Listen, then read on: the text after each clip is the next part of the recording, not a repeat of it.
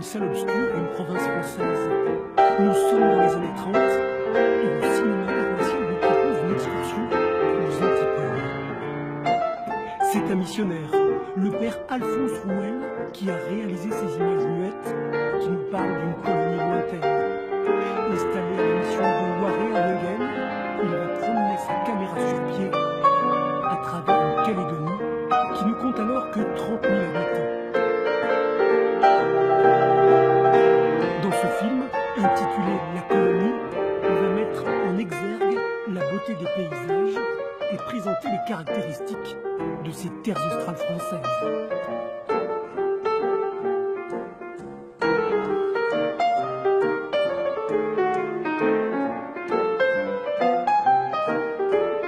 Avec ses niaoulis et ses cocotiers, la capitale calédonienne ressemble alors à un faubourg tropical.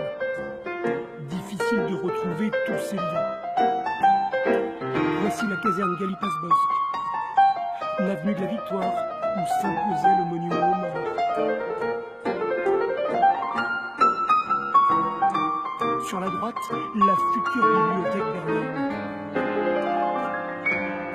Du nom profond, ce panneau sur le quartier latin de la cathédrale.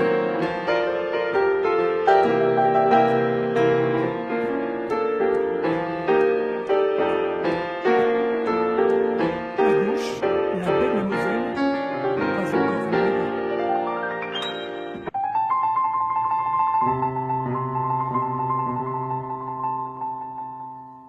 Ces images, sur le port de Nouméa, vont nous permettre de dater ce film.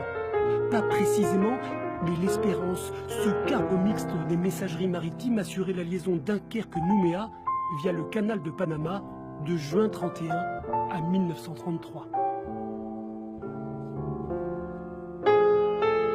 Ici, le père Rouel est sur le plateau de Thio pour faire découvrir l'exploitation du nickel.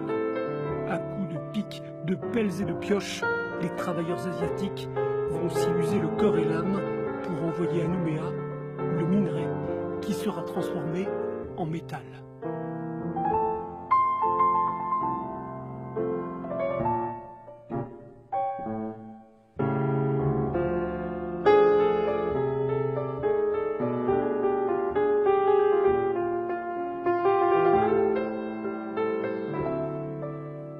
Ce vieux est-il de Enghien? Est-il un fidèle paroissien du père Rouel? Le saura-t-on jamais? À partir de cette image, on sent les directives du caméraman au personnage filmé.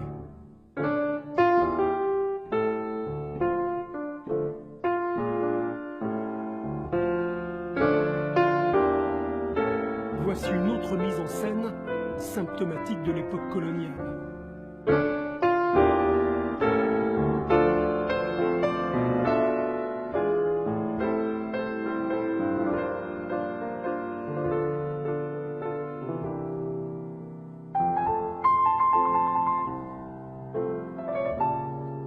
À l'île des Pins, nous sommes plus dans la carte postale ou dans le témoignage ethnographique.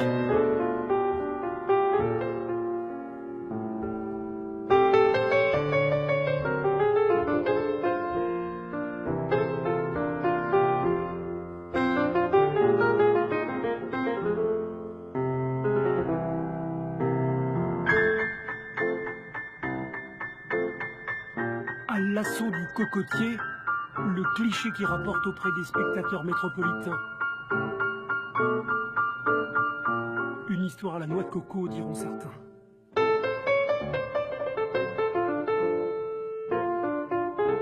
Et encore une mise en scène au sortir de cette case.